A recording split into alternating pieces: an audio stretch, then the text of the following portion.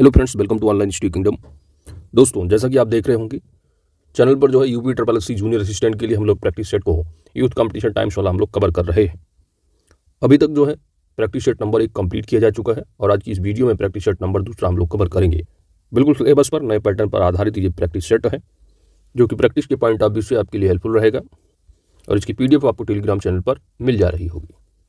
तो दोस्तों, video start करने से पहले आपसे रिक्वेस्ट है, यदि आप चैनल पर नए हैं तो चैनल को आप जरूर सब्सक्राइब कर लें, क्योंकि आपकी सब्सक्रिप्शन ही हमारी ताकत है। साथ ही नोटिफिकेशन बेल आइकन को आप जरूर प्रेस कर लीजिएगा ताकि आने वाली वीडियो की अपडेट्स आप सभी को प्राप्त होती रहे। पहला प्रश्न है कि किस व्यंजन के उच्चारण में जिह्वा तालु से नहीं टकराती है? किस व्यंजन के उच्चारण में जिह्वा तालु से नहीं टकराती है? यहाँ पर आपका राइट आंसर बनेगा ऑप्शन डी, घा, क्योंकि घा व्यंजन के वर्ण का जो उच्चारण है वह कंठ है। ठीक है, कंठ से है। अगला प्रश्न है, उच्चारण की दृष्टि से संबल ध्वनि का कौन सा वर्गीकरण है? संबल, यहाँ पर आपका राइट आंसर बनेगा ऑप्शन ए, संपृक्त ध्वनि का वर्गीकरण है। यानी जब एक ध्वनि दो व्यंजनों से संयुक्त हो जाए तब संपृक्त ध्वनि कहलाती है। अब यहाँ पर जो है संबल में सा और जो आपका बा है, इन दोनों के बीच यदि आप देखेंगे तो यहाँ पर माँ यानी माँ जो ध्वनि है यह संयुक्त है। अगला प्रश्न है कि किसी के द्वारा कहे गए कथन को मूल रूप से लिखने के लिए कौन सा विराम चिन्ह प्रयुक्त होगा? किसी के द्वारा कहे गए कथन को मूल रूप से लिखने के लिए कौन सा विराम चिन्ह प्रयुक्त होगा? यहाँ पर आपका राइट आंसर बनेगा ऑप्शन सी, उद्धरण चिन्ह। कौन सा उद्धरण चिन्ह होगा आपका? तो एक तो सिंगल बनता है आपका, है ना, उद्धरण चिन्ह, और आपका एक दोहरा वाला होता है। तो किसी के द्वारा जो कहा गया कथन होता है मूल रूप से लिखने के लिए कौन सा विराम चिन्ह होगा? उद्धरण चिन्ह। जैसे कि पुस्तक है, समाचार पत्र है, लेखक का उपनाम है, लेखक का शीर्षक, उद्धृत करते समय कह रहे हैं उद्धरण का जो है प्रयोग होता है। जैसे कि प्रदीप एक हिंदी दैनिक पत्र है ना, इसलिए लिखा है कि प्रदीप एक दैनिक हिंदी पत्र। ये प्रदीप जो है एक दैनिक, यहाँ पर जो है आप ये कह रहा है यानी सिंगल जो आपका। अब कोई कथन कह रहा है, जैसे कि किसी ने कहा था कि देश को राष्ट्रीय साहित्य चाहिए, जैसे भारतीय ने कहा था तो लिखोगे भारतीय ने कहा था, इसके बाद निर्देशक चिन्ह लगाओगे यौगिक, इसके बाद इसको आप डबल उद्धरण चिन्ह से लिखोगे कि देश को राष्ट्रीय साहित्य चाहिए, फिर आप क्लोज करोगे। अगला है कि निम्नलिखित में से किस शब्द की वर्तनी सही है? किस शब्द की वर्तनी सही है? यहाँ पर आपका राइट आंसर बनेगा ऑप्शन बी, याज्ञवल्क्य। यह आपका सही है। पर्याप्त जो है यह इसका शुद्ध वर्तनी होगा पर्याप्त। पर्याप्त आप लिखोगे। परीक्षण लिखा है ना, परीक्षण होगा इसका। रा पर बड़ी ई की मात्रा होगी, परीक्षण होगा। मतंतर लिखा है ना, मनवंतर होता है शुद्ध वर्तनी, क्या होगा? मनवंतर। अगला प्रश्न है कि निम्नलिखित शब्दों पर आपको विचार करना है और बताना है कि विकल्प में सभी शब्द शुद्ध हैं, यानी कौन से शब्द यहाँ पर शुद्ध है। पहला लिखा है अतिशयोक्त, जो कि बिल्कुल सही है वर्तनी की दृष्टि से। मारीची है, ये आपका सही है। नीरधि लिखा है ना, नीरधि, तो वर्तनी की दृष्टि से ये भी सही है। दुर्गति है तो यहाँ पर दुर्गति का शुद्ध वर्तनी होगा दुर्गति। तो इस तरह यहाँ पर आपका दूसरा गलत हो गया, तो सही कौन सा होगा? 1, 3 और 4। राइट आंसर यहाँ पर आपका ऑप्शन सी है। अगला प्रश्न है कि पशु चर रहे हैं, इस वाक्य में पशु कौन सी संज्ञा है? राइट आंसर यहाँ पर बनेगा पशु, है ना, लिखा होता गाय तो एक व्यक्तिवाचक, तो पशु है, पशुओं की जो है क्या है? जाति है, तो जातिवाचक संज्ञा होगा। ऑप्शन यहाँ पर आपका बी राइट आंसर बनेगा। तो यानी जिस शब्द से एक जाति की सभी प्राणियों अथवा वस्तुओं का बोध हो उसी जातिवाचक संज्ञा कहते हैं, है ना। पशु हो गया, नदी है, पहाड़ है, जानवर, बच्चा, ये सब जातिवाचक संज्ञा के उदाहरण। नेक्स्ट है कि दीवार के ऊपर कौन बैठा है? दीवार के ऊपर कौन बैठा है वाक्य में सर्वनाम का कौन सा प्रकार है? तो दीवार के ऊपर कौन बैठा है, राइट आंसर यहाँ पर बनेगा प्रश्नवाचक सर्वनाम। तो सर्वनाम वह विकारी शब्द होता है जो संज्ञा के स्थान पर क्या है? प्रयुक्त होता है। हिंदी भाषा में कुल 11 प्रकार के सर्वनामों की चर्चा की गई है। जैसे कि मैं हो गया, तुम, आप, यह, वह, जो, सो, कोई, कुछ, कौन, क्या। और सर्वनाम के जो भेद हैं वो टोटल कितने हैं? 6 भेद हैं, है ना। पुरुषवाचक हो गया, निजवाचक, निश्चयवाचक, है ना, संबंधवाचक, प्रश्नवाचक। रेखांकित उपवाक्य का भेद लिखना है। रेखांकित उपवाक्य का भेद लिखिए। रेखांकित इसमें देखिए, एक ऐसा पत्र लिखो, रेखांकित क्या है? जिसमें विद्यालय की सभी समस्याओं का उल्लेख हो। ऐसा पत्र लिखो जिसमें विद्यालय की सभी समस्याओं का उल्लेख हो। यहाँ पर जो रेखांकित उपवाक्य है, तो रेखांकित उपवाक्य का जो भेद वह विशेषण उपवाक्य है। ऑप्शन यहाँ पर आपका डी राइट आंसर बनेगा। यहाँ पर क्रिया विशेषण उपवाक्य है, तो क्रिया विशेषण उपवाक्य यानी जो उपवाक्य किसी क्रिया की क्या है? विशेषता बताएं, तभी आपने क्या है? क्रिया विशेषण उपवाक्य कहोगे। तो यहाँ पर क्या विशेषण उपवाक्य है? निम्नलिखित में से नाम धातु क्रिया का प्रयोग किस विकल्प में है? नाम धातु क्रिया का प्रयोग किस विकल्प में है? नाम धातु यानी संज्ञा या विशेषण से जो बनने वाली धातु क्रिया है, उस क्रिया को क्या है? नाम धातु क्रिया कहते हैं। जैसे मान लीजिए संज्ञा, है ना, संज्ञा हो गया आपका हाथ, हाथ से हो जाता है नाम धातु बनता है हथियाना, क्या बनेगा? हथियाना बनेगा। गरम है तो गरमाना, है ना। लात आपकी संज्ञा हो गई तो लात का लतियाना हो जाएगा। तो नाम धातु से यहाँ पर तो संज्ञा या विशेषण से बनने वाली जो धातु क्रिया है उसको नाम धातु क्रिया कहेंगे। तो यहाँ पर विकल्प जो दिया है उसने मेरी सारी संपत्ति हथिया ली, तो यहाँ पर ऑप्शन आपका बी राइट आंसर बनेगा। इसमें जो है नाम धातु क्रिया का प्रयोग है हथिया ली। अगला प्रश्न है कि कौवा के स्त्रीलिंग के निर्धारण के लिए क्या किया जाता है? कौवा के स्त्रीलिंग निर्धारण के लिए, तो कौवा के स्त्रीलिंग निर्धारण के लिए कौवा के पहले क्या है? मादा लगाते हैं, मादा कौवा। तो राइट आंसर यहाँ पर आपका ऑप्शन डी सही जवाब है। इसके अलावा जैसे कि मक्खी है तो मक्खी का अगर पुल्लिंग बनाओगे तो नर मक्खी लिखते हो ना। तितली है तो तितली अगर आप पुल्लिंग बनाओगे तो उसको आप नर तितली लिखोगे। कोई खटमल है तो मादा खटमल हो गया, है ना, स्त्रीलिंग में। खरगोश है तो खरगोश को पुल्लिंग जनरली मानते हैं। स्त्रीलिंग बनाना है तो मादा खरगोश लिखोगे आप। अगला है अपादान कारक युक्त वाक्य है। अपादान कारक युक्त वाक्य निम्नलिखित में से कौन सा है? अपादान यानी कारक की विभक्ति से अलग होना, अपादान से अलग होना। कुल्हाड़ी से यानी कुल्हाड़ी के द्वारा है। छत से उतरी हुई लता मुरझा गई, क्योंकि छत से उतरी हुई यानी छत से अलग हुई है, लता जो है मुरझा गई। यहाँ पर जो है आपका ऑप्शन बी राइट आंसर बनेगा। तो जिस वाक्य में जो है अपादान कारक अगर पहचान करना है तो संज्ञा के जिस रूप से एक वस्तु का दूसरी से अलग होना पाया जाए वहाँ पर क्या होता है? अपादान कारक होता है ना। जैसे कि एग्जाम्पल के तौर पर जो है मोहन ने घड़े से पानी निकाला, तो घड़े से जो पानी अलग कर रहे हैं, है ना। अब कोई जो है लखनऊ से अयोध्या चला गया, है ना, लखनऊ से अलग हुए अयोध्या गए। आगे देखते हैं। अगला प्रश्न है निम्न में से कौन सा शब्द तद्भव शब्द है? तो तद्भव की आपको पहचान करनी है। तो बिल्कुल जो ठेठ भाषा में हो आपका मीत दिया है। मीत जो है एक तद्भव शब्द है, इसका तत्सम बनता है मित्र। क्या बनता है? मित्र। तो राइट आंसर यहाँ पर आपका ऑप्शन ए सही जवाब है। इसके अलावा यहाँ पर पीत है। पीत जो है ये तत्सम शब्द है। पीला, है ना, तो पीला होता है तद्भव और पीला का तत्सम होगा पीत। लज्जा दिया है, लज्जा लाज, तो लाज हो गया तद्भव और लज्जा हो जाता है तत्सम। हस्त दिया है, तो हस्त अपने आप में एक तत्सम शब्द है। और ये हाथ, हाथ तद्भव है और हस्त हो जाएगा तत्सम। तो यहाँ पर पीत तत्सम हुआ पीला का, हस्त तत्सम हुआ हाथ का, लज्जा तत्सम हुआ लाज का, और मित्र यहाँ पर होगा आपका तत्सम, जबकि मीत जो है यहाँ पर आपका तद्भव रूप है। अगला प्रश्न है ऋत का अर्थ क्या होगा? ऋत का अर्थ आपको बताना है और यहाँ पर आपका राइट आंसर बनेगा, इसका मतलब होता है सत्य। ऑप्शन ए सही जवाब है। ऋत शब्द का अर्थ क्या है? सत्य है। इसके अलावा मोक्ष भी होता है। क्या? मोक्ष हो गया। यथार्थ होगा, क्या होगा? यथार्थ। तो यहाँ पर आपका राइट आंसर ऑप्शन ए सही जवाब बनेगा। ऋत शब्द का अगर विलोम पूछा जाता तो अनृत होता। क्या होता? अनृत। आगे बढ़ते हैं। निम्नलिखित में से किस शब्द में नी प्रत्यय नहीं लगा है? शेरनी, तो शेर प्लस नी है। मोर प्लस नी हो गया। कुटनी हो गया। नौकरानी, नौकर प्लस आनी, तो आनी प्रत्यय लगा यहाँ पर। ठीक है, कौन सा आनी है? तो इसमें नी नहीं है। ऑप्शन यहाँ पर सी राइट आंसर बनेगा। आनी प्रत्यय देवरानी हो गया, जेठानी है, सेठानी है, नौकरानी था ही। आगे बढ़ते हैं, ठीक है।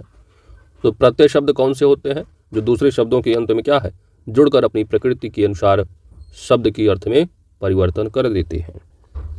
नेक्स्ट प्रश्न है, किस विकल्प में विलोम युग्म सही नहीं है अर्थात गलत युग्म है? पहला दिया है वरदान का अभिशाप होगा, बिल्कुल सही है। सधवा का निर्धवा दिया है। सधवा यानी जिस कोई अगर पति है, अगर उसकी पत्नी जो है, पत्नी की मृत्यु हो जाती है तो आप उसको कहोगे सधवा, और इसका बिल उल्टा होता है क्या, विलोम, यानी जिस पति जिसकी कोई पत्नी है उसका पति अगर एक्सपायर हो जाता है तो विधवा होगी, तो यहाँ पर होना चाहिए था विधवा, ठीक है। तो सधवा का विलोम क्या होता है, विधवा होता है। तो यहाँ पर जो है ये गलत युग्म है। रुक्ष का स्निग्ध होगा, समास का व्यास होगा। तो राइट आंसर यहाँ पर क्या बनेगा दोस्त, ऑप्शन बी। अगला प्रश्न है, जीवन धन का समानार्थी शब्द है। जीवन का धन क्या होता है? जीवन धन का समानार्थी शब्द यहाँ पर राइट आंसर बनेगा ऑप्शन बी, पति, स्वामी। जबकि यमराज का होगा, यम होते हैं मतलब इसके धर्मराज है, मृत्यु है, अंतक, ये सब होगा। आदमी की समानार्थी मानव हो गया, मनुष्य है, मानुष है, मानुष इंसान हो गया। महीपत क्या मतलब, महीपत यानी कि आपका नरेंद्र, महीपाल, नरपत, मनीष। तो यहाँ पर राइट आंसर ऑप्शन बी है। अगला है कि किस विकल्प में शब्द युग्म का अर्थ भेद सही नहीं है? अनिल जो आप जानते हो हवा का पर्यायवाची होता है, मतलब है अनल यानी आग हो गया, आग पावक अनल होता है, संधान कृषान्वयन। तो पहला युग्म आपका सही है।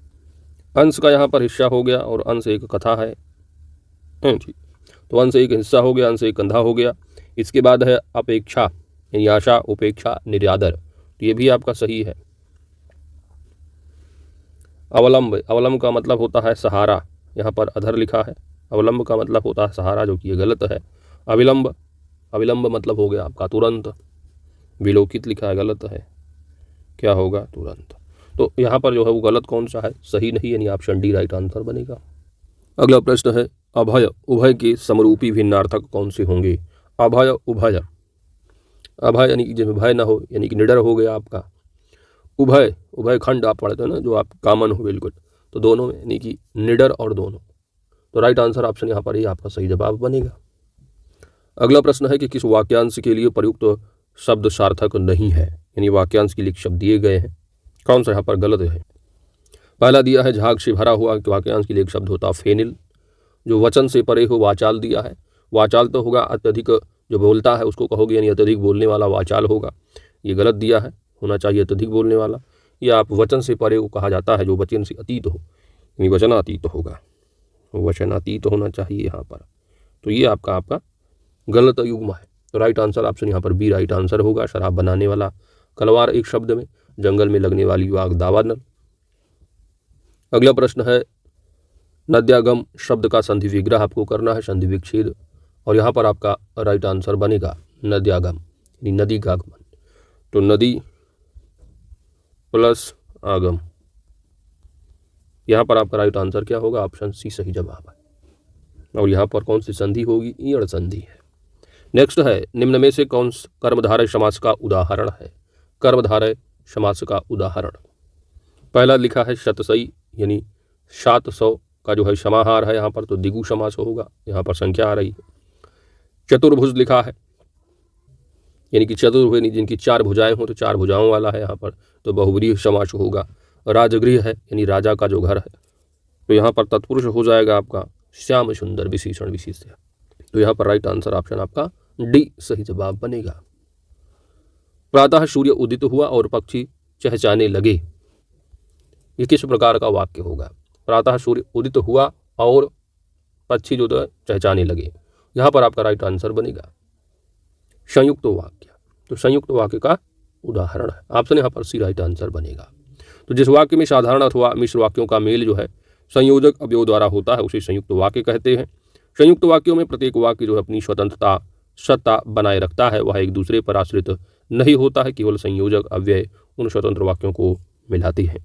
यानी प्रातः सूर्य उदित हुआ, ये गलत हो गया, पक्षी चहचहाने लगे, इसलिए दूसरे पर क्या है, प्रभाव नहीं डाल रहे। क्योंकि संयुक्त वाक्यों में प्रत्येक वाक्य अपनी स्वतंत्रता बनाए रखती है। निम्नलिखित पंक्तियों में कौन सा रस है? हे सारथे हे द्रोण, क्या देवेंद्र भी आकर अड़े हैं? खेल क्षत्रिय बालकों का विवेदन कर लड़े। मैं सत्य कहता हूँ सके, सुकुमार मत जानो मुझे। यमराज से भी युद्ध में प्रस्तुत सदा मानो मुझे। यहाँ पर जो है आपका रस जो है वो वीर रस है। ऑप्शन यहाँ पर आपका ये सही जवाब बनेगा। वीर रस यानी जब किसी रचना या वाक्य आज से उत्साह जैसी स्थायी भाव की उत्पत्ति हो तो वहाँ पर वीर रस होता है। या युद्ध अथवा किसी कार्य को करने के लिए हृदय में जो उत्साह का भाव जागृत होता है उसमें भी वीर रस होता है।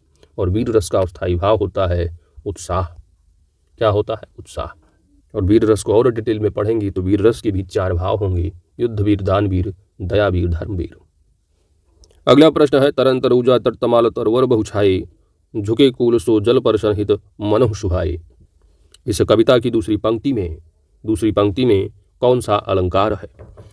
अब यहाँ पर आप पहचान पा रहे हो, है ना, मनु लिखा है तो मनु जनु मानहु, है ना, तो मनु पहचान ले रहे हो आप।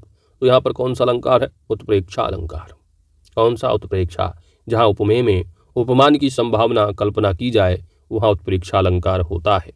और पहचानने के लिए पंक्ति में मनु जनु मानो जानो मानहु, है ना, निश्चय इव जो आदि आता है तो उत्प्रेक्षा अलंकार होता है। राइट आंसर ऑप्शन डी सही जवाब है।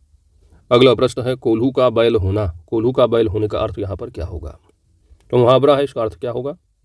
कोल्हू का बैल यानी पूरी तरह आप जो है काम में एकदम लखी हो, मेहनत भरपूर कर रहे हो, कठिन परिश्रम करने वाला होगा। बहुत ताकतवर होना, गलत। मन लगाकर काम नहीं करना, गलत। निर्धर होना, गलत। बहुत दिनों बाद दिखाई देना, गलत। तो यहाँ पर क्या होना चाहिए? Option E. क्यों? क्योंकि पूरी तरह काम में लगे रहना कोल्हू का बैल होना कहलाता है, अर्थात कठिन परिश्रम करने वाला। अगला प्रश्न है, कछुआ धर्म और मारे सिमोह कुठाव। कछुआ धर्म और मारे सिमोह कुठाव किसकी रचना है? ये है चंद्रधर शर्मा गुलेरी जी की रचना। ऑप्शन यहाँ पर आपका बी राइट आंसर है। अगला जो आपका प्रश्न है वो गद्यांश है। गद्यांश पढ़ करके आपको आंसर देना है। और गद्यांश को पढ़ने से पहले जो आपका प्रश्न है आप एक सरसरी निगाह से देख लीजिए कि आजकल पढ़े लिखे नवयुवक विदेश क्यों जाते हैं। सर्वाधिक सबल तर्क कौन सा लगता है? अगला है कि इस कारण इस प्रकार के व्यवहार से वे हमारे साथ कैसे रह पाएंगे। तो इसका आपको पढ़ करके आंसर देना है। तो PDF आपको टेलीग्राम चैनल पर मिलेगी, पढ़ करके आपको आंसर देना होगा। तो यहाँ 27 का आंसर यहाँ पर ऑप्शन बी होगा और 28 का आंसर यहाँ पर हो जाएगा आपका डी। 29 का ऑप्शन जो होगा राइट वह ऑप्शन ए होगा। क्या होगा? ऑप्शन ए, अधूरे संस्कार। और 30वें प्रश्न का आंसर होगा ऑप्शन बी, जग हंसाई से बचने के लिए। तो PDF के माध्यम से आप टेलीग्राम चैनल पर मिल जाएगी। आप पहले टेस्ट दे दीजिए, उसके बाद वीडियो के माध्यम से पूरा का पूरा जो है आंसर आप जो है एक्सप्लेनेशन के साथ मिला लीजिएगा। अगला जो आपका 31 से लेकर के यानी सिलेबस में आपकी 15 जो है वो रीजनिंग के होंगे। पहला प्रश्न है, यदि P प्लस Q का अर्थ P माइनस Q है, यानी यहाँ पर प्लस का जो है क्या हो जा रहा है? प्लस का जो है वो माइनस है और माइनस का इनटू है और इनटू का आपका डिवीज़न है और यहाँ पर डिवीज़न का क्या दिया है? अर्थ प्लस है। तो इसी तरह यदि आप ऑप्शन में रख के देखेंगे तो पहले ऑप्शन में यदि आप रख कर देखते हैं प्लस का क्या है? माइनस है और माइनस का आपका इनटू है और उसके बाद जो इनटू है वो आपका क्या है? डिवीज़न हो जाएगा यहाँ पर। और यहाँ पर जो भागे दे रखा है इसको आप प्लस में कर लोगे।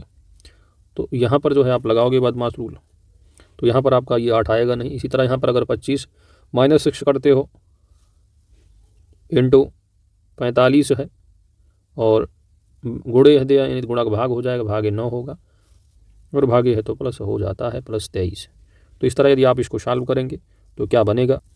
तो पहले सबसे पहले आप डिवीज़न करोगे तो 25 माइनस 6 गुणे इसको डिवीज़न पहले आप कर लो डिवीज़न वाला, तो 9 × 5 = 45 हो जाएगा। इसके बाद प्लस 23 कर लो। इसके बाद आप क्या करते हो? बदमाशी ने डी के बाद ये मल्टीपल कर लोगे आप, 6 × 5 = 30 होगा। तो 25 माइनस 30 कर लो, फिर प्लस 23 कर लो। मल्टीप्लिकेशन के बाद जो है आप करते हैं ऐड करेंगे, तो ऐड वाला कर लो इसको। तो 30 + 23 कितना होता है? या आप इस तरह यानी 25 + 23 कर लो या माइनस 30 प्लस, तो ये आप कर लोगे कितना आ जाएगा? 25 और 30 कितना होगा? 25 और 30, 25 × 25 = 50 यानी 48 होगा। माइनस 30 कर लो बराबर 18। तो यही आपका ऑप्शन यहाँ पर राइट आंसर बनेगा, बराबर 18 आ रहा है। तो दोनों पक्ष क्या है? बराबर है। आगे बढ़ते हैं। अगला प्रश्न नंबर है 32 है, अगला प्रश्न है कि जोसेफ है, जोसेफ की 3 पुत्रियां हैं और प्रत्येक पुत्री की एक पुत्र और एक पुत्री है, यानी एक लड़की एक लड़का है। परिवार में केवल यही सदस्य हैं, तो परिवार में जो पुरुष सदस्य हैं वो कितने हैं? तो जोसेफ हो गए नंबर 1 जोसेफ, जोसेफ के हो गई 3 लड़कियां। अच्छा, यहाँ पर पुरुष सदस्य बताना है तो जोसेफ 1 हो गए, मेल हो गए, और इनकी 3 पुत्रियां हैं। पुत्र की बात यहाँ नहीं की गई। उन पुत्रियों के कितने हैं? एक एक पुत्र होंगे, क्योंकि एक लड़की एक लड़का है, तो तीनों लड़कियों के एक एक लड़के, यानी 3 लड़के हो गए, तो प्लस 3 कर लो, तो 3 1 4 जो है वो मेल हो जाएंगे मेंबर। कितने? 4। राइट आंसर ऑप्शन ए होगा। अगला प्रश्न है कि एक पासे की 2 स्थितियां दर्शाई गई हैं, यदि 5 के ठीक विपरीत 1 है तो 2 के ठीक विपरीत कौन सी संख्या होगी? 5 के विपरीत क्या है? 5 के ठीक विपरीत 1 को बताया गया है और 2 के ठीक विपरीत पूछा गया है, तो आप बना लो भाई। 6 पलक आप जानते हो, 6 5 में 1 से लेकर का 6 होगा, तो 1 हो गया, 2 हो गया, 3 हो गया, 4 का आर्मी हो गया। और मान लो आप 5 ले लेते हो, है ना, तो 5 है तो इसके ठीक विपरीत नीचे वाला जो होगा 1 हो जाएगा। कितना दोस्त? 1। या इसी में देख लो आप, 5 के ठीक विपरीत 1 है, यानी इधर वाला इसमें आप देखेंगे तो यहाँ नीचे जो है वो 1 दिया है, जो कि आपको नहीं दिख रहा, सबसे नीचे 1 होगा। इधर वाला जो आप यहाँ इसमें देखेंगे तो यहाँ 5 है, इसका मतलब, क्योंकि 1 के जो है ठीक क्या है विपरीत 5, तो 5 के ठीक विपरीत ए होगा, 1 है। तो यहाँ पर जब ये इसके 1 के ठीक विपरीत इधर वाला जब 5 आ रहा है, यहाँ इस वाले दूसरे वाले में देखेंगे यहाँ पर 5 अगर होगा, तो जो इधर 6 के विपरीत ठीक होगा, 6 के ठीक विपरीत वाला कितना आ जाएगा? यहाँ पर 4 होगा, क्योंकि 5 और 4 क्या है? बगल बगल है। ये इधर 5 है तो ऊपर 4 यहाँ पर दिख रहे हैं। और 3 के उधर वाला, क्योंकि यहाँ पर जब 4 आ गया इस वाले में, इधर 4 है और 5 है, 2 हो गया, नीचे वाला जो है वो 1 हो गया, है ना। तो इसमें बच कौन रहा? 3 वाला। तो आपका जो उधर बचेगा, जो इस साइड वाला छिपा है, वो 3 होगा। तो 2 के ठीक विपरीत पीछे वाला आप देखेंगे तो 3 दिखेगा। तो राइट आंसर यहाँ पर ऑप्शन ए राइट आंसर होगा। अगला प्रश्न है कि दी गई जानकारी को ध्यानपूर्वक अध्ययन करना है और नीचे दिए गए प्रश्न का उत्तर देना है। T2 सोने के दक्षिण की ओर और रानू सोने के पूर्व की ओर है। रानू के संदर्भ में T2 किस दिशा में है? तो जो T2 है, कौन? T2 जो है वो किधर है? सोनू के दक्षिण में है, ठीक है, ये सोनू है। T2 सोनू के दक्षिण में, यानी T2 जो होगा वो नीचे होगा। यहाँ पर T2 ये आपके सोनू है, तो T2 जो है सोनू के दक्षिण में है। नीचे जो कौन होगा इसके दक्षिण में? T2। कौन होंगे दोस्त? T2 दक्षिण ओर।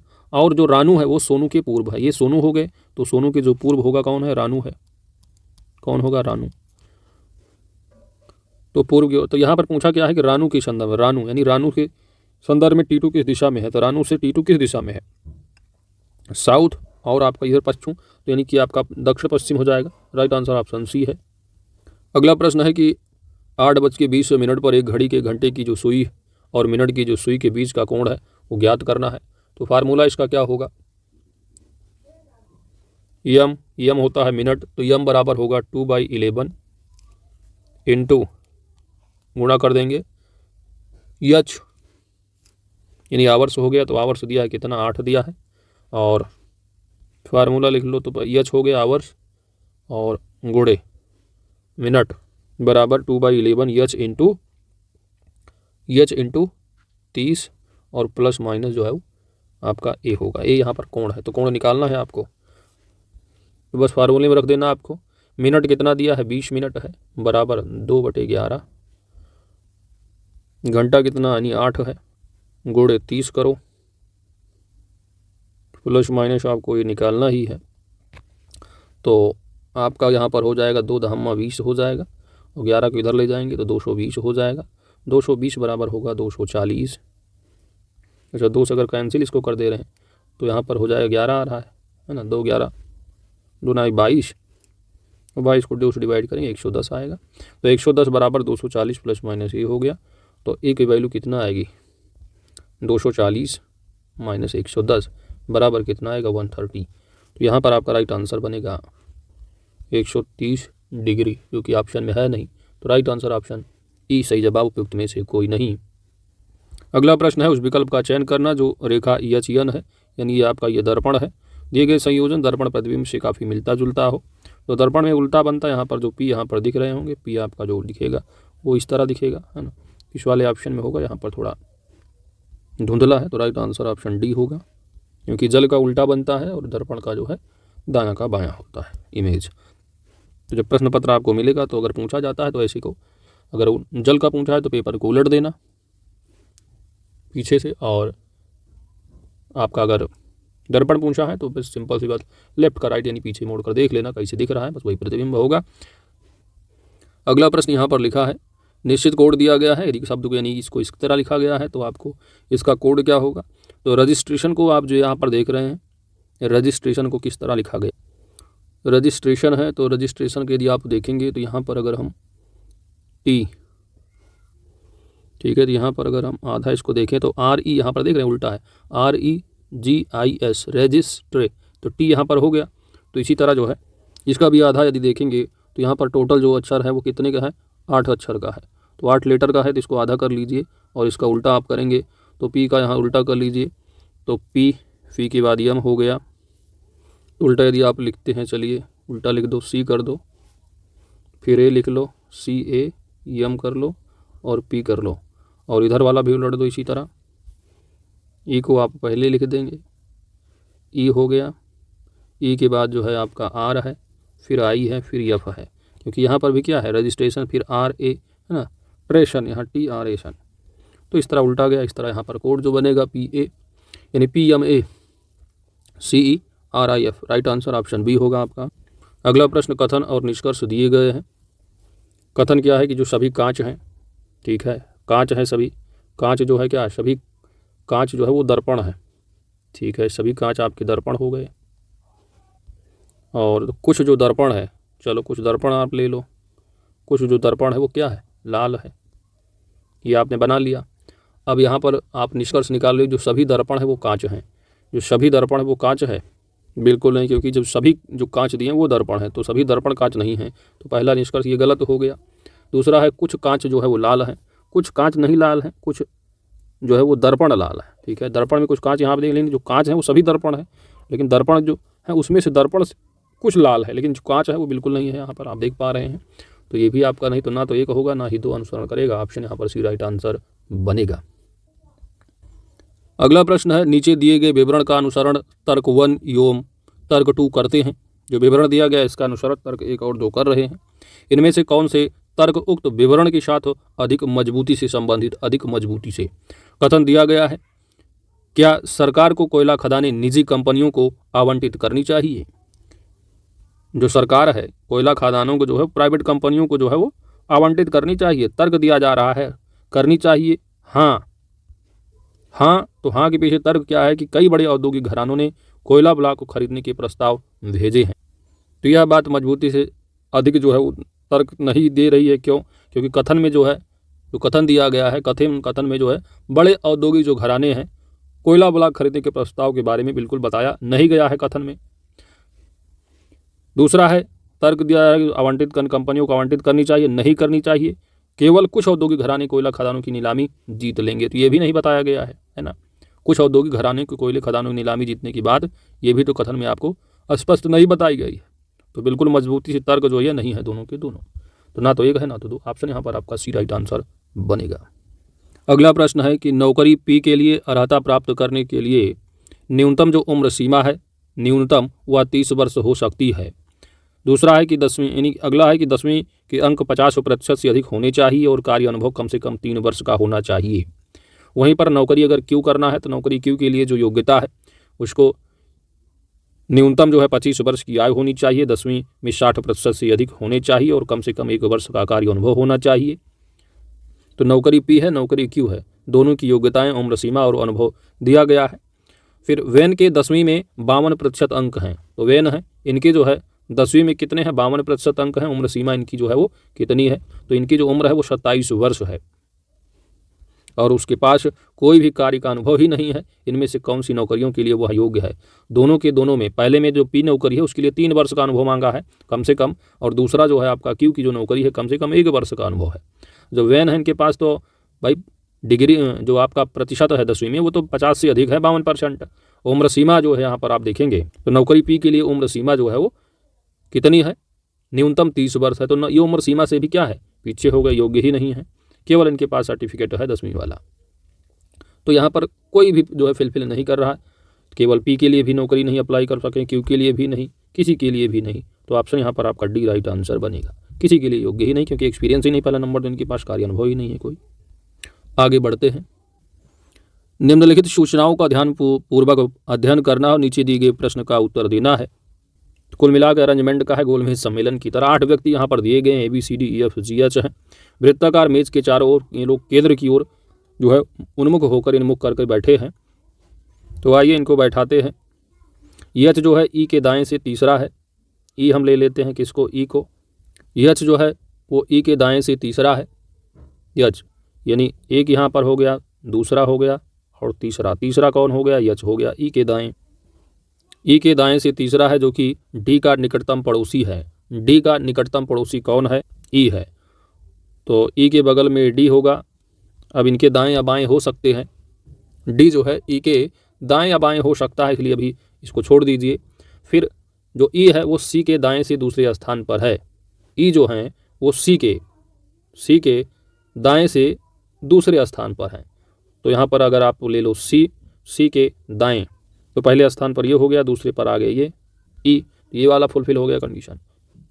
इसके बाद जो बी है वो जी के ठीक बाएं है। तो बी और जी जो है बगल बगल होंगे बिल्कुल, यानी जी के ठीक बाएं होंगे बी। तो इसको भी अभी नहीं बैठा सकते। अब बी के बाएं से दूसरा है डी, बी के बाएं से दूसरा है डी।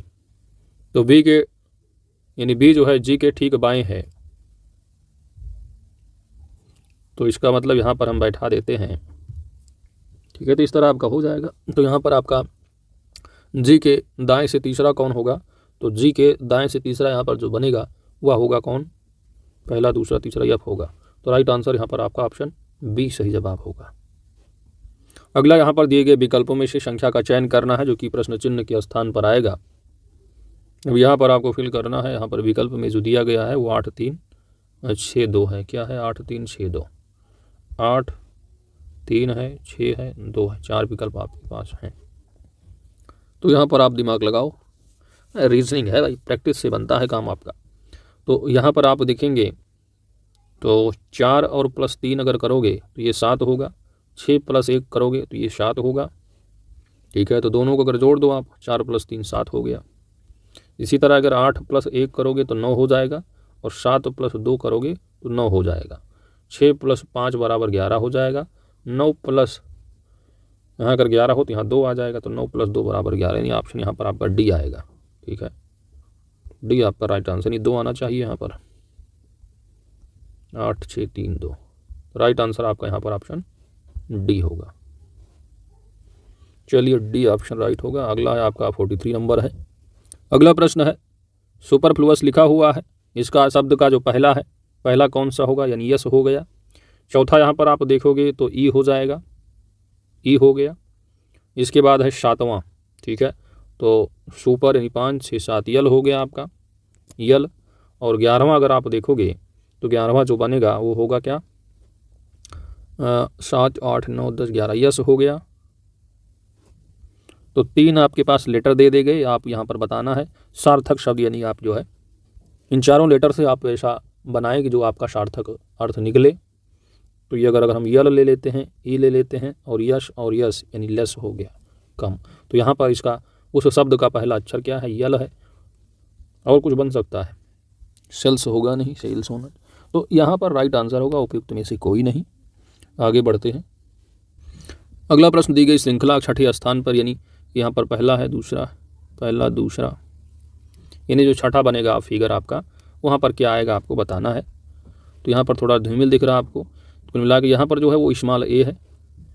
इसके बाद ए के बाद जो क्रमशः लेटर आएगा वो बी आ जाएगा। यहाँ पर बी है, ये कैपिटल सी है, फिर ये डी है, फिर ये आपका स्मॉल ए हो गया, फिर इस तरह आपका बी हो गया, ये सी हो गया, बी सी डी और ई। ई के बाद आएगा यफ, यहाँ पर स्मॉल में हो जाता है यफ। पहला ए जो है वो स्मॉल में है, तो ये आपका यफ जो है ये आपका वो कैपिटल में होगा, ठीक है। तो यहाँ पर कुल मिला के स्मॉल ए हो गया आपका, फिर ये आपका क्रमशः चलेगा, बी हो गया आपका, ये सी है, ये वाला आपका डी है, फिर ई है। इसके बाद आपका कैपिटल ई के बाद क्या आ जाएगा, कैपिटल एफ लिख लो। फिर ये पूरा का पूरा चारों जो है आपका कैपिटल एफ के बाद क्या आएगा, ये जी हो जाता है, एच है, फिर ये आई है, जे है। फिर यहाँ पर यानी बीच वाला जो लेटर है वो स्मॉल हो रहा है, फिर कैपिटल हो रहा है, फिर यहाँ पर स्मॉल के है आपका, ठीक है। फिर के बाद क्या आएगा, यल है, फिर ये कैपिटल में शब्द दिए यम, NO, ठीक है। ओ के बाद क्या आएगा, यहाँ पर स्मॉल है तो यहाँ पर कैपिटल लेटर आ जाएगा, कैपिटल P आएगा, P के बाद Q है, ये Q है, फिर ये R है, ये S है, ये T है, सब कैपिटल में। फिर बीच वाला लेटर यहाँ पर स्मॉल है, फिर जो दूसरा है चित्र इस यहाँ पर कैपिटल हो गया, फिर स्मॉल, फिर कैपिटल, और यहाँ पर फिर स्मॉल Z होगा। यानी T के बाद क्या आएगा, U आएगा, तो स्मॉल U हो गया, फिर V जो है बड़ा बन जाएगा, ये कैपिटल W हो गया, फिर X हो गया, फिर Y हो गया। अब Y के बाद यहाँ पर स्मॉल में है तो ये Y के बाद क्या आएगा, Z आ जाएगा। Z के बाद शुरू होगा आपका A, फिर B, फिर C, फिर D। तो छठे चित्र में आपका जो बनेगा वो होगा ऑप्शन C। आगे बढ़ते हैं दोस्त, अंतिम प्रश्न है रीजनिंग का। अगला प्रश्न है कि निम्नलिखित प्रश्न के 5 संभावित उत्तर दिए गए हैं। उत्तर के रूप में सर्वाधिक जो उपयुक्त विकल्प है इसका आपको चयन करना है। 5 संभावित उत्तर दिए गए हैं इस प्रश्न का। प्रश्न क्या है कि आप एक नई नौकरी के लिए इंटरव्यू दे रहे हैं, आप एक नौकरी के लिए इंटरव्यू दे रहे हैं। निम्नलिखित में से कौन सा प्रश्न आपके लिए सबसे महत्वपूर्ण है। अपने विचारों को विकसित करने और संगठन के कामकाज में सुधार के लिए उनका उपयोग करने की गुंजाइश सबसे महत्वपूर्ण आपको देखना। दिए गए सभी समान रूप से महत्वपूर्ण हैं। चलिए अभी सभी पढ़ लो आप। पारिश्रमिक आपको भुगतान किया जाएगा, पदोन्नत के अवसर होंगे। तो यहाँ पर जो भी बातें दी गई हैं, अपने विचारों को विकसित करने और संगठन के कामकाज में सुधार के लिए उनका उपयोग करने की गुंजाइश होनी चाहिए।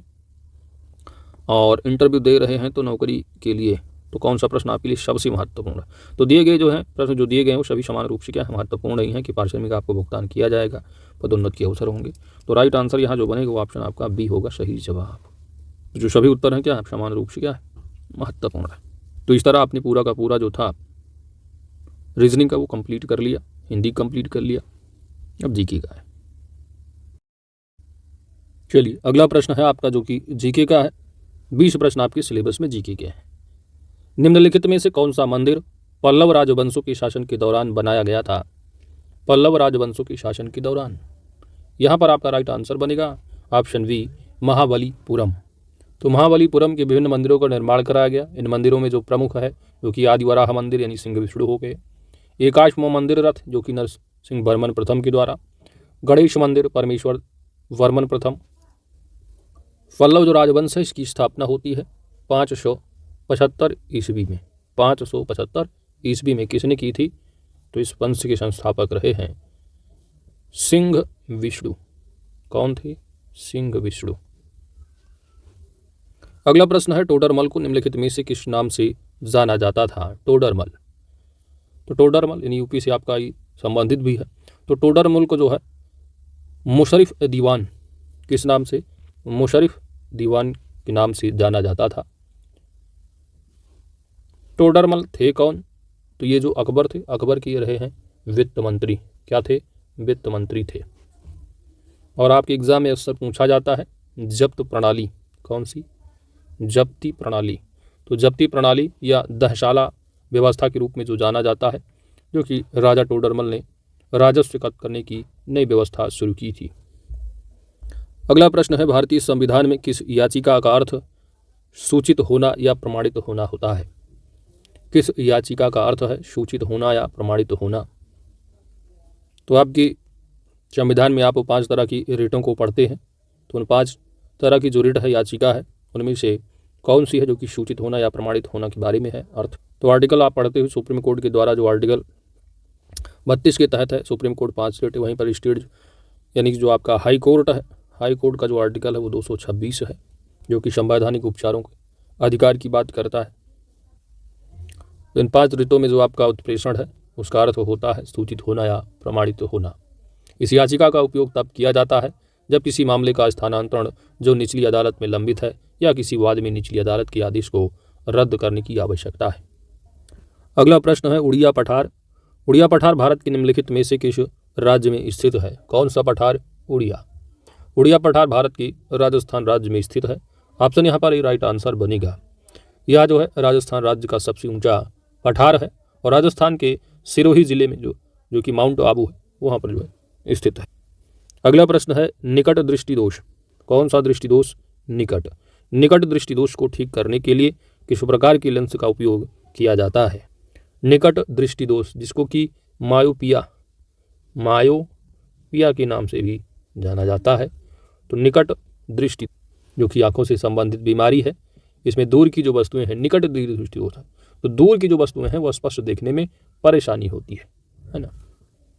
तो उल्टा थोड़ा समझिएगा, है ना, निकट दृष्टि दोष है, ये दूर की जो वस्तुएं हैं वो स्पष्ट देखने में परेशानी होती है। इस परेशानी में आँख की जो पुतली का आकार है वह बढ़ जाता है, क्योंकि दूर रखी वस्तु का जो प्रतिबिंब है दृष्टिपटल यानी रेटिना पर न बनकर दृष्टिपटल के सामने बनता है।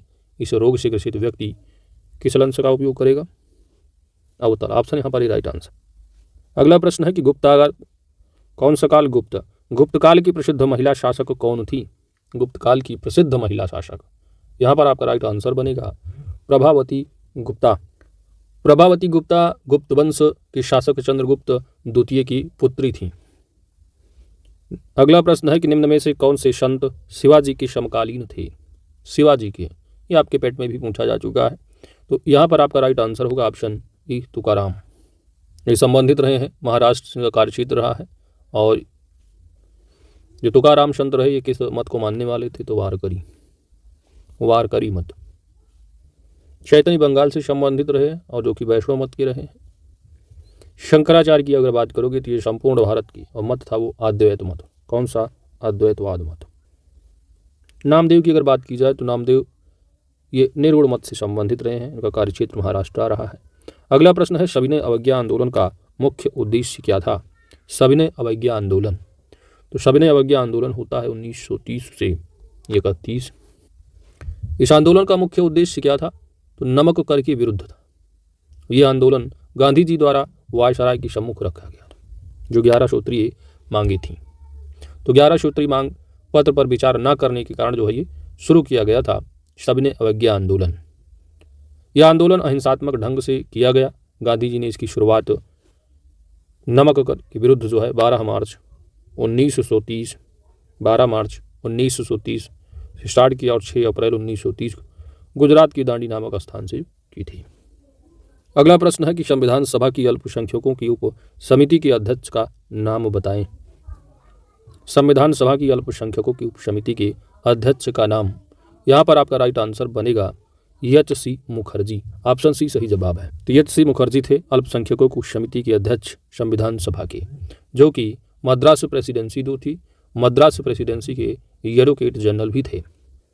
प्रारूप समिति के जो सदस्य रहे हैं, जिसके अध्यक्ष डॉक्टर बी.आर. अम्बेडकर रहे हैं, तो उन 7 सदस्यों में आल्हाद कृष्ण स्वामी अय्यर भी रहे, जो कि संविधान का जो मसौदा है तैयार करने वाली समिति में से एक थे। वहीं पर भी पट्टाभी सीतारामैया की बात की जाए तो ये संविधान सभा में हाउस कमेटी के अध्यक्ष थे।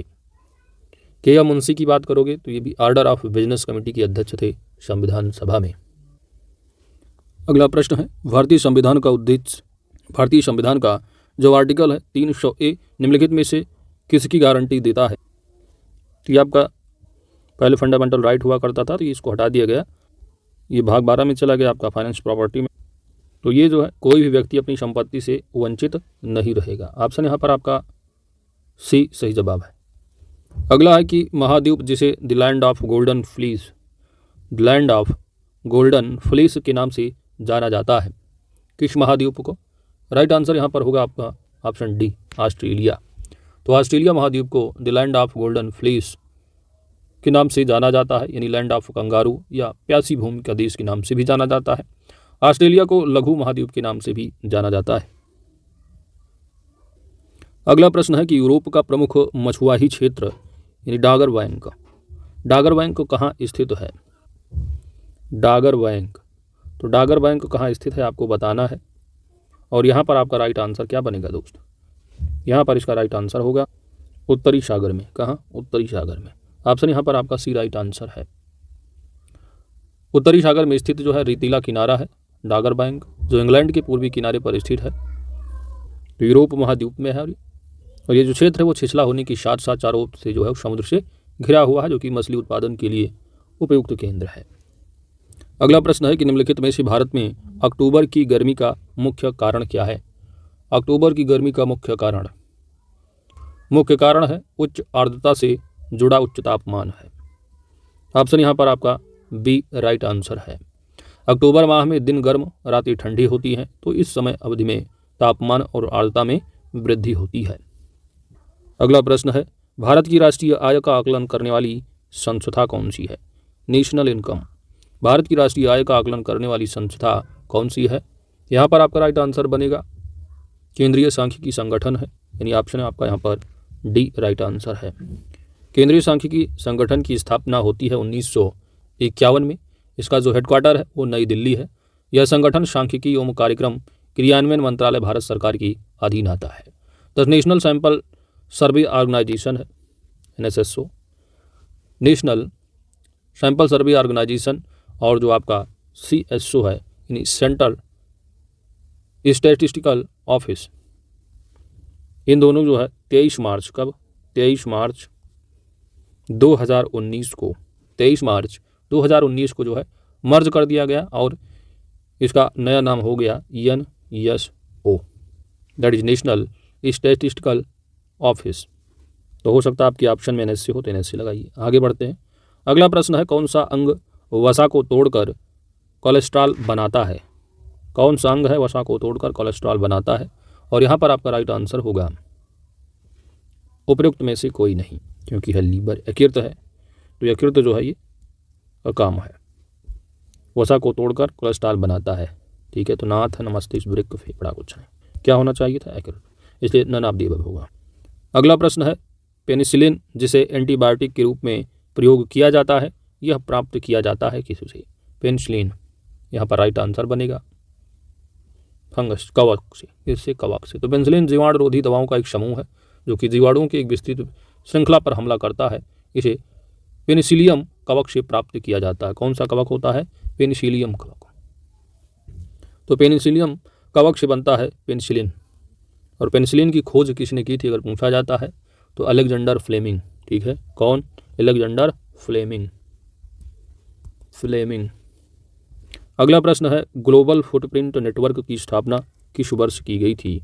Global footprint network, right answer यहाँ पर होगा वर्ष 2003।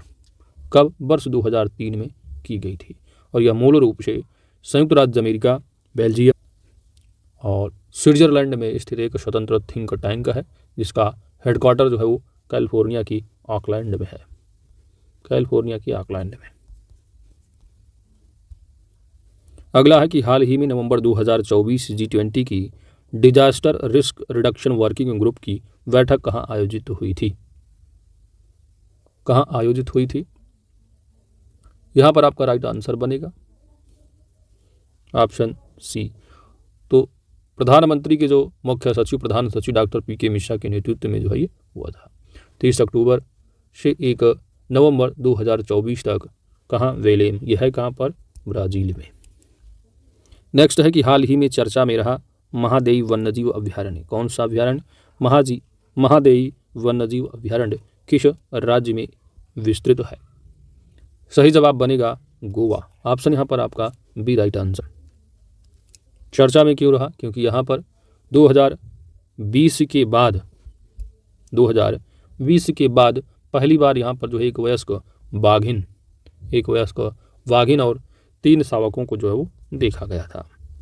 अगला प्रश्न है कि देश की प्रमुख सार्वजनिक सेवा समाचार प्रसारक DD न्यूज़ ने नवंबर 2024 में अपनी कौन सी वर्षगांठ मनाई थी? कौन सी वर्षगांठ 2024 में? तो बात है 3 नवंबर 2003 की। 3 नवंबर 2003 को 24 घंटे के समाचार चैनल के रूप में DD न्यूज़ को लॉन्च किया गया था। तो 2003 से आप कहोगे 21वीं वर्षगांठ, तो आपके ऑप्शन में है नहीं। क्या होना चाहिए? 21वीं वर्षगांठ। ठीक है, इसलिए यहाँ पर आपका राइट आंसर होगा उपयुक्त में से कोई नहीं। जो DD न्यूज़ है आपका दूरदर्शन न्यूज़ चैनल, ये जो भाषा है हिंदी, इंग्लिश, उर्दू और संस्कृत में जो है ये दैनिक समाचार जो है प्रदान करता है, जिसमें लगभग 17 घंटे जो है पर डे जो है वो लाइव प्रसारण और 30 से अधिक जो है वो समाचार बुलेटिन शामिल होते हैं। अब आपका जीके कंप्लीट होता है। अगला जो प्रश्न है आपका, जो कि सिलेबस के अकॉर्डिंग कितने प्रश्न? 15 प्रश्न आपके होंगे कंप्यूटर के। प्रश्न है कि निम्नलिखित में से किस CPU रजिस्टर का उपयोग डेटा और ALU द्वारा उत्पन्न किए गए मध्यवर्ती परिणामों को संग्रहित करने के लिए किया जाता है? यहाँ पर आपका राइट आंसर बनेगा एक्यूमुलेटर। ऑप्शन सी यहाँ पर सही जवाब है। तो कंप्यूटर में सबसे छोटी और सबसे तेज़ मेमोरी जो कि मेन मेमोरी का भाग नहीं होती है वो रजिस्टर मेमोरी कहलाती है। कौन सी मेमोरी? रजिस्टर। और एक्यूमुलेटर रजिस्टर का उपयोग जो है डेटा और ALU द्वारा उत्पन्न किए गए मध्यवर्ती परिणामों यानी इंटरमीडिएट रिजल्ट्स को स्टोर करने के लिए किया जाता है। अगला प्रश्न है आपका डॉट डॉट, यहाँ पर आपको भरना है कि जावा में एक एप्लीकेशन होती है जिसका उपयोग क्लाइंट साइट पर छोटे एप्लीकेशन को भेजने और उन्हें चलाने यानी रन करने के लिए किया जाता है। तो कौन सा जावा? तो एप्लेट। क्या होगा? एप्लेट एक जावा प्रोग्राम है। यहाँ पर राइट आंसर बनेगा ऑप्शन बी। एप्लेट एक जावा प्रोग्राम होता है जिसे वेब पेज में एम्बेड किया जा सकता है और ये वेब ब्राउज़र के अंदर चलता है और क्लाइंट साइट पर काम करता है। तो एम्प्लेट जो होते हैं, एम्प्लॉयड्स या ऑब्जेक्ट टैग का जो है उपयोग करके एक HTML पेज में एक एम्बेड जो है वो एम्बेड किया जाता है और वेब सर्वर पर होस्ट किया जाता है। अगला प्रश्न है MS वर्ड में। MS वर्ड में फॉन्ट डायलॉग बॉक्स को सक्रिय करने की शॉर्टकट कुंजी क्या है? MS वर्ड से प्रश्न है। तो फॉन्ट डायलॉग बॉक्स को सक्रिय करने की जो शॉर्टकट कुंजी है, यहाँ पर आपका राइट आंसर बनेगा ऑल्ट के साथ क्या होगा? डी। जो कंट्रोल के साथ डी होगा, कंट्रोल के साथ डी होगा। ठीक है, तो यहाँ पर राइट आंसर आपका बनेगा, राइट आंसर होगा ऑप्शन ई। क्या होगा दोस्त? ऑप्शन ई यहाँ पर सही जवाब होगा। ठीक है, तो कंट्रोल होना चाहिए और प्लस जो है आपका डी, ये शॉर्टकट की का जो है उपयोग किया जाता है। कंट्रोल F दिया है, कंट्रोल F एक सर्च बॉक्स ओपन करता है, फाइंड है ना। वहीं पर कंट्रोल ई की अगर बात करोगे तो जो कि एक सेंटर अलाइनमेंट के लिए किया जाता है। अगला प्रश्न है कोई अंक या अक्षर 20 लाइन से ऊपर और छोटा होता है तो उसे निम्नलिखित में क्या कहा जाता है? कोई अंक या अक्षर 20 लाइन से ऊपर और छोटा होता है तो उसे निम्नलिखित में से क्या कहा जाता है? राइट आंसर होगा ऑप्शन सी होगा superscript. Option C right answer. तो 20 लाइन से जो है ऊपर और छोटा है तो सुपर होगा, ऊपर है ना। और वहीं पर अगर 20 लाइन से नीचे और छोटा होता तो उसे छोटा नीचे, यहाँ पर अगर नीचे होता तो आप लिखते सब स्क्रिप्ट, तब ये सब स्क्रिप्ट होता। ऊपर है तो सुपर है। अगला प्रश्न है MS वर्ड में अगर माइक्रोसॉफ्ट ऑफिस बटन मौजूद है तो यह विंडो के किस कॉर्नर पर स्थित होता है? माइक्रोसॉफ्ट ऑफिस बटन मौजूद है तो ये विंडो के किस कॉर्नर पर स्थित होता है? तो ऑफिस बटन माइक्रोसॉफ्ट सूट 2007 का अनिवार्य एलिमेंट है। कौन सा वर्जन? 2007 का, जो विंडो के ऊपर बाईं कोने पर स्थित होता है, टॉप लेफ्ट। ऑप्शन यहाँ पर ए राइट आंसर बनेगा। नेक्स्ट है कि माउस के दाएं बटन पर क्लिक करने से दिखाई देता है। तो माउस की दाईं बटन कार्य करने के लिए अतिरिक्त सुविधा प्रदान करती है। कंप्यूटर स्क्रीन फाइल प्रोग्राम हो गया। प्रोग्राम किसी भी चीज़ में दाईं बटन क्लिक करते ही उससे संबंधित विकल्प आपके सामने होता है, यानी एक विशेष मेन्यू। ऑप्शन यहाँ पर आपका बी राइट आंसर बनेगा। अगला प्रश्न है नई प्रक्रिया बनाने के लिए ऑपरेटिंग सिस्टम द्वारा किस सिस्टम कॉल का उपयोग किया जाता है? नई प्रक्रिया बनाने के लिए ऑपरेटिंग सिस्टम द्वारा किस सिस्टम कॉल का उपयोग किया जाता है? यहाँ पर राइट आंसर बनेगा आपका फॉर्क सिस्टम। कौन सा? फॉर्क सिस्टम कॉल का उपयोग एक नई प्रक्रिया बनाने के लिए किया जाता है जिसे चाइल्ड प्रोसेस कहा जाता है। फॉर्क जो सिस्टम कॉल है जो कि पेरेंट प्रोसेस के नाम से भी जाना जाता है, तो पेरेंट प्रोसेस करने वाली प्रक्रिया के साथ साथ चलती है। एक नई चाइल्ड प्रोसेस बनने के बाद दोनों प्रोसेस फॉर्क सिस्टम कॉल के बाद अगले निर्देश को निष्पादित करेंगे। कंप्यूटर में विंडोज़ का कौन सा स्थान होता है? कंप्यूटर में विंडोज़ का कौन सा स्थान होता है? यहाँ पर राइट आंसर होगा ऑप्शन ई सॉफ्टवेयर। तो कंप्यूटर में एक जो विंडोज़ है जो कि एक graphical user interface operating software है जिसे माइक्रोसॉफ्ट कॉरपोरेशन ने डेवलप किया था। विंडोज़ ऑपरेटिंग सिस्टम कंप्यूटर के जटिल संक्रियाओं को आसानी से हल करने हेतु आइकन और टूल का उपयोग करता है।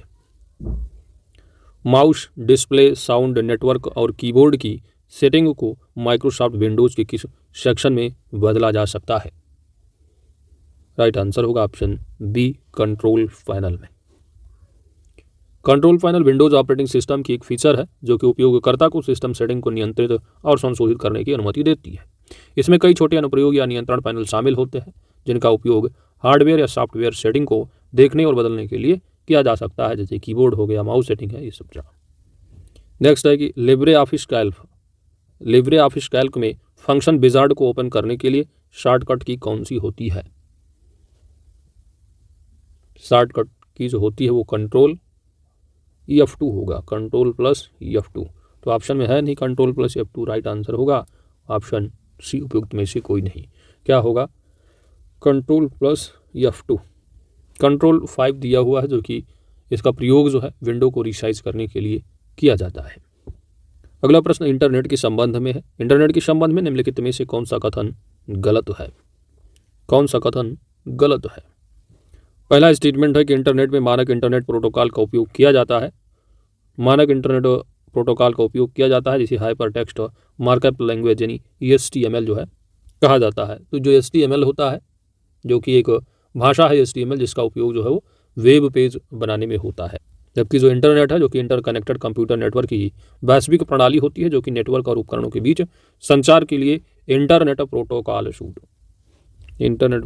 सूट यानी TCP या IP एड्रेस इसका उपयोग किया जाता है। इसमें निजी, सार्वजनिक, शैक्षिक, व्यावसायिक नेटवर्क भी शामिल होते हैं। तो पहला स्टेटमेंट अपने आप में गलत है। तो पहला हो गया गलत, गलत ही पूछा, ही राइट आंसर बनेगा। पहुंच और उपयोग हेतु इंटरनेट के लिए कोई केंद्रित प्रशासन नहीं है, चाहे तकनीक कार्यान्वयन के लिए हो या नीतियों के लिए।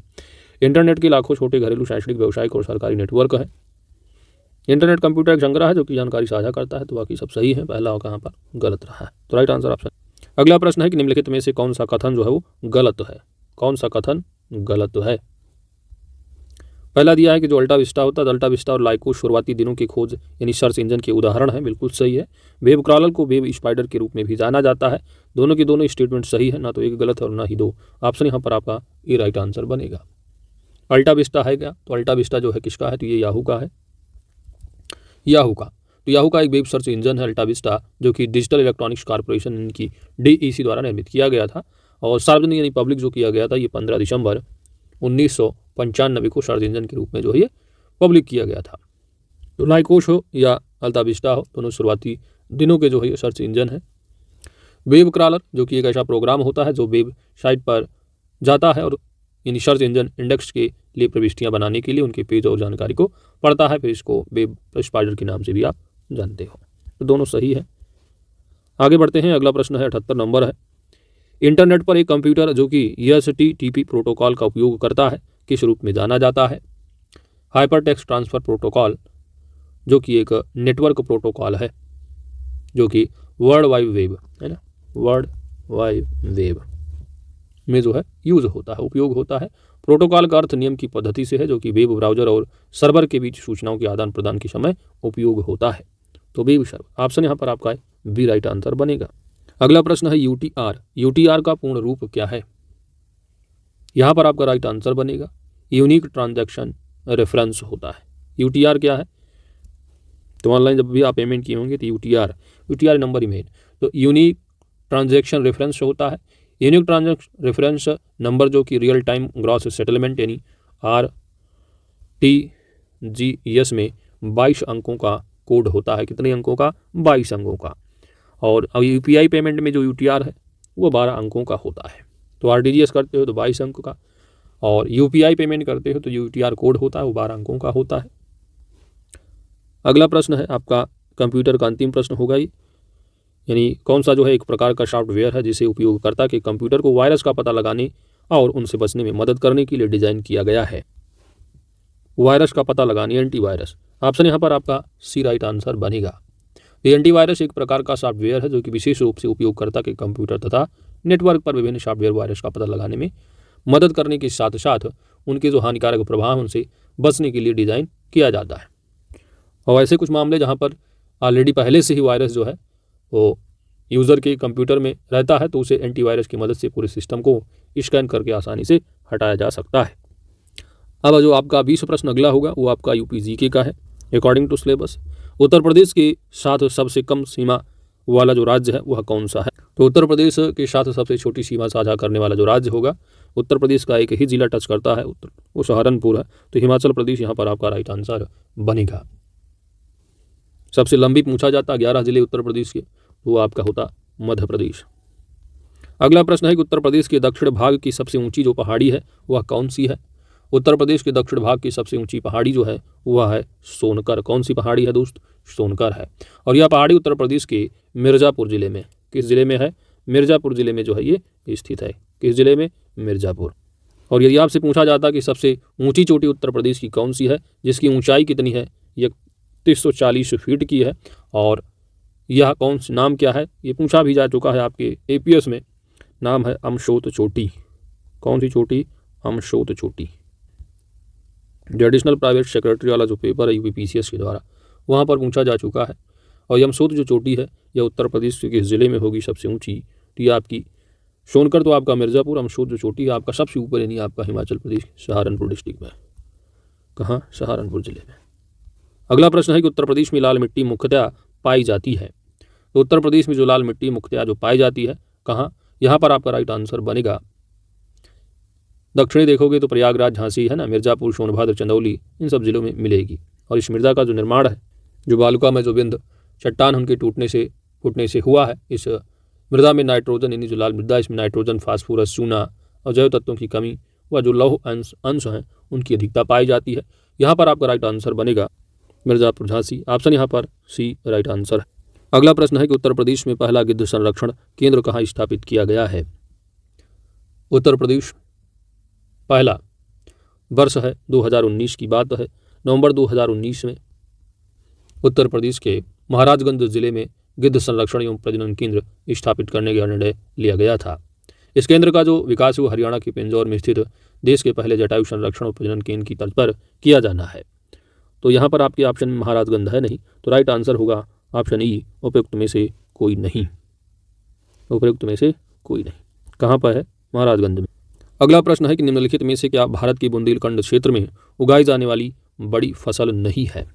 बुंदेलखंड जो कि आप जानते हो वर्षा की जो है वहाँ पर कमी रहती है, तो जो जिन फसलों की आवश्यकता, जो जल की आवश्यकता है जिन फसलों को, उनकी अगर कम है तभी वहाँ पर वो फसलें होंगी। जैसे कि मोटे अनाज ले लेंगे आप, बाजरा है, चना हो गया, है ना, राई है, सोयाबीन है।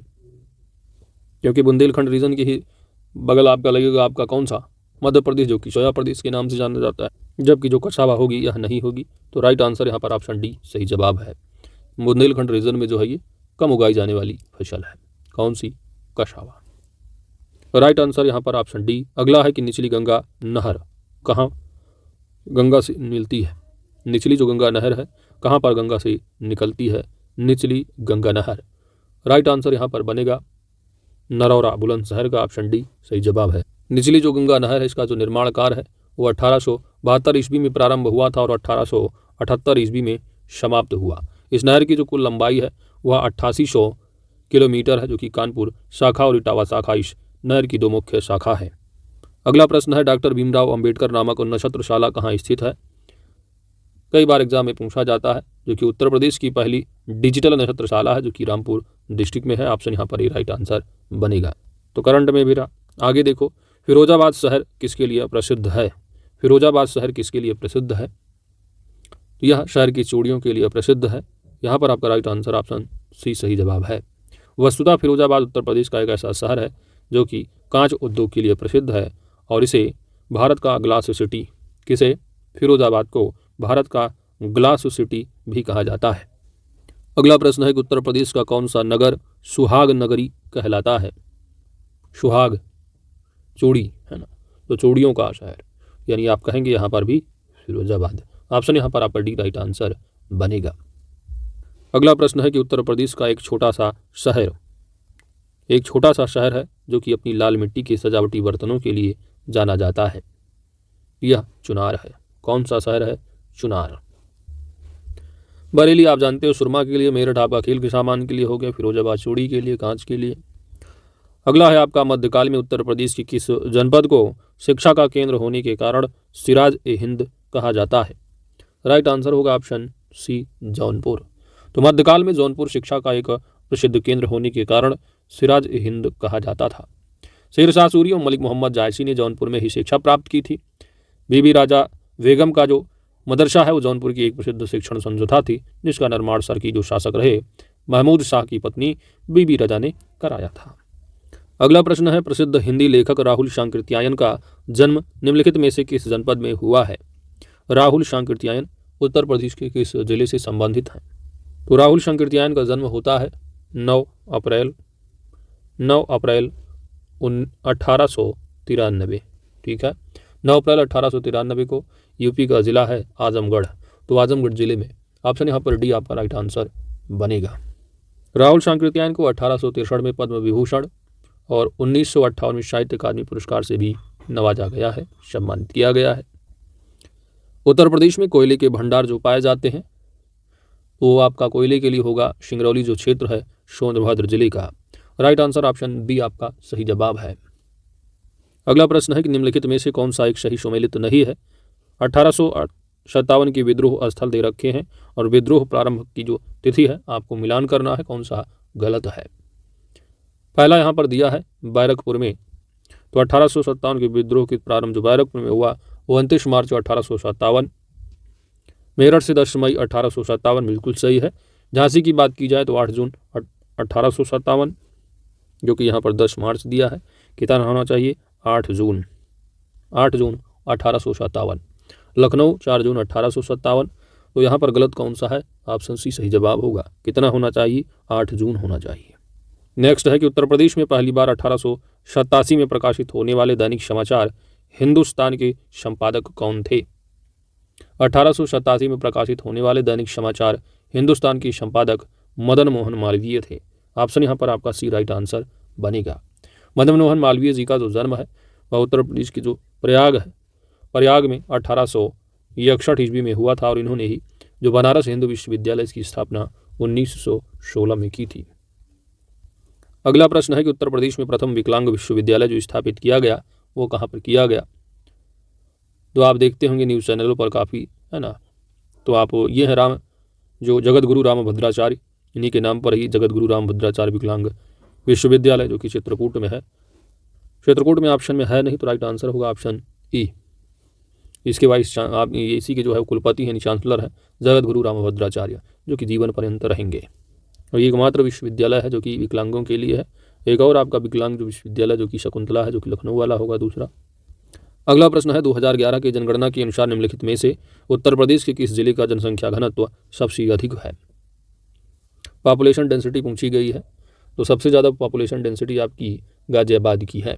किसकी है? गाजियाबाद की है। राइट आंसर यहाँ पर ऑप्शन ए सही जवाब है। 1 वर्ग किलोमीटर में आप देखेंगे यहाँ पर व्यक्तियों की जो संख्या रहने की है वह 3971 है। वाराणसी उसके बाद है, फिर आपका लखनऊ है, फिर संत रविदास नगर है, फिर कानपुर नगर का होगा। अगला प्रश्न है हाल ही में चर्चा में रहा गुरु जम्भेश्वर विश्वविद्यालय का संबंध उत्तर प्रदेश के किस जिले से है? गुरु जम्भेश्वर विश्वविद्यालय तो उत्तर प्रदेश सरकार के द्वारा मुरादाबाद डिस्ट्रिक्ट में, मुरादाबाद जिले में राज्य विश्वविद्यालय का नाम अब गुरु जम्भेश्वर के नाम पर रखा जाएगा, जो कि मुरादाबाद में स्थित है।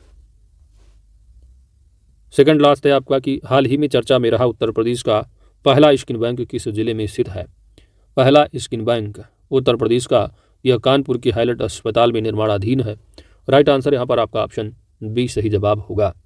तो जो शरीरदानी देहदानी, तो देहदानियों की शरीर की त्वचा यह सुरक्षित की जा सकेगी स्किन बैंक। अंतिम प्रश्न है 1वां कि हाल ही में घोषित उत्तर प्रदेश के स्टेट कैपिटल रीजन में राज्य की राजधानी लखनऊ की अतिरिक्त सीमावर्ती 5 अन्य जिलों के में जो है कौन शामिल नहीं है? तो उत्तर प्रदेश की जो लखनऊ राजधानी है इसके जो पड़ोसी जो डिस्ट्रिक्ट हैं उनमें से इनमें से कौन सा शामिल नहीं है आपको बताना है। तो आपका हरदोई है, सीतापुर है, रायबरेली है, अयोध्या नहीं है। अयोध्या से पहले जो सटा हुआ है लखनऊ से वो आपका बाराबंकी हो जाता है। तो यहाँ पर राइट आंसर क्या बनेगा? ऑप्शन सी होगा। तो नंबर 1 हरदोई हो गया, दूसरा सीतापुर है, तीसरा रायबरेली हो गया, चौथा आप ले लो बाराबंकी। कौन सा? बाराबंकी है।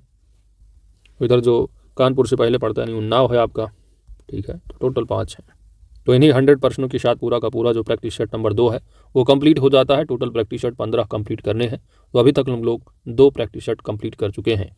तो आप लोग अच्छे से प्रैक्टिस सेट जो है वो कवर करते चलिए। PDF आपको टेलीग्राम चैनल पर मिल जाती है, वहाँ से आप जो है आप अपना टेस्ट जो ऑफलाइन मोड में है वहाँ पर दे सकते हैं। इसके बाद आपको पूरा का पूरा जो व्याख्या सहित है एक्सप्लेनेशन आपको वीडियो के माध्यम से कवर कर लेना है। जो भी प्रश्न आपकी समझ में नहीं आ रहे होंगे उनका आपको नोट बना लेना है, वही आपको एग्ज़ाम के टाइम पर रिवाइज करके जाना है। वीडियो अच्छी लगी तो लाइक ज़रूर कीजिएगा दोस्त, चैनल पर नए हैं तो सब्सक्राइब भी कर लीजिएगा, क्योंकि आपकी सब्सक्रिप्शन ही हमारी ताकत है। और साथ ही नोटिफिकेशन बेल आइकन को जरूर प्रेस कर लेना ताकि आने वाली वीडियो की अपडेट्स आप सभी को प्राप्त होती रहे। Thanks for watching.